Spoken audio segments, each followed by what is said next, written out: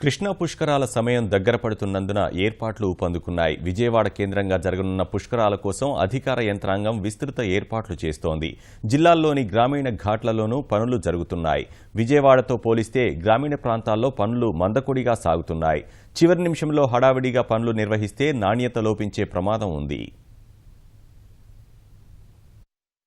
నవ్యాంధ్రలో తొలిసారిగా జరుగుతున్న కృష్ణా పుష్కరాలను ప్రభుత్వం ప్రతిష్టాత్మకంగా తీసుకుంది. ఇందుకోసం కృష్ణా, గుంటూరు, కర్నూలు జిల్లాల్లో విస్తృతమైన ఏర్పాట్లు చేస్తోంది.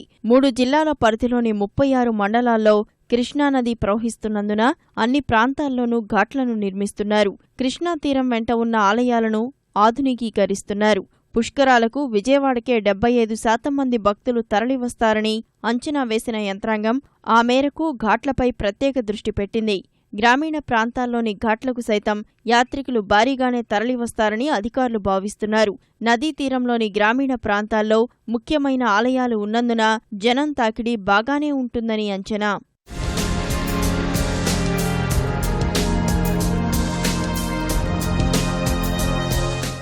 కృష్ణా జిల్లాల్లోని వేదాద్రి, ముక్త్యాల, చందర్లపాడు, ఐలూరు, తోట్లవల్లూరు, రొయ్యూరు, వల్లూరువారిపాలెం, లంకపల్లి, శ్రీకాకుళం, అవనిగడ్డ, నాగాయలంక ప్రాంతాల్లో ముఖ్యమైన ఆలయాలున్నాయి. గుంటూరు జిల్లాలోని అమరావతి, సత్రశాల, దైదా, మాచవరం ఘాట్లకు యాత్రికులు ఎక్కువగా వస్తారని అంచనా. ఈ నేపథ్యంలో గ్రామీణ ఘాట్ల నిర్మాణం, రహదారుల పనులను పెద్ద ఎత్తున చేపట్టారు. పుష్కర పనులను 2 నెలల కిందటే ప్రారంభించినా ఇంకా మందకొడిగానే సాగుతున్నాయి. విజయవాడలో ముఖ్యమంత్రి తరచూ పర్యవేక్షిస్తుండటం వల్ల అక్కడ పనులు వేగంగా జరుగుతున్నాయి. గ్రామీణ ఘాట్ల పనులు మాత్రం ఆలస్యంగా సాగుతున్నాయి.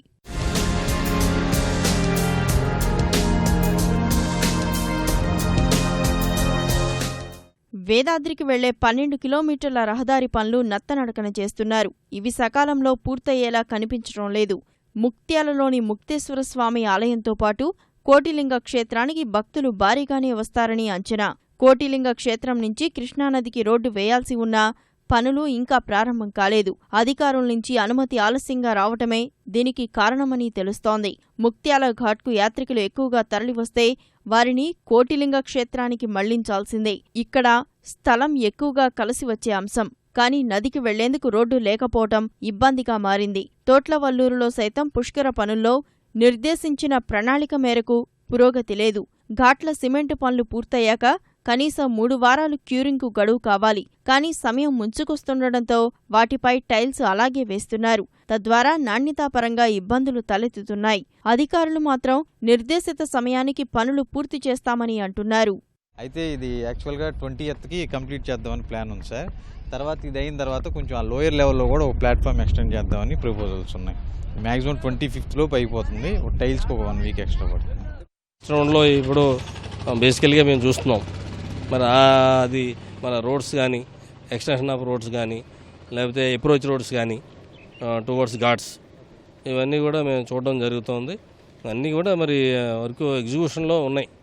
ఎక్కడ ఏ డిపార్ట్మెంట్ ఆ డిపార్ట్మెంట్, ఆర్ఎంబి రోడ్స్, అదే పుష్కర ఇరిగేషన్ డిపార్ట్మెంటు, పంచాయతీరాజ్ రోడ్స్, ఎక్కడెక్కడ అధికారులు పూర్తిగా ఎప్పటికప్పుడు పరిశీలి చేస్తున్నాం. మేము కూడా పరిశీలి చేస్తున్నాం.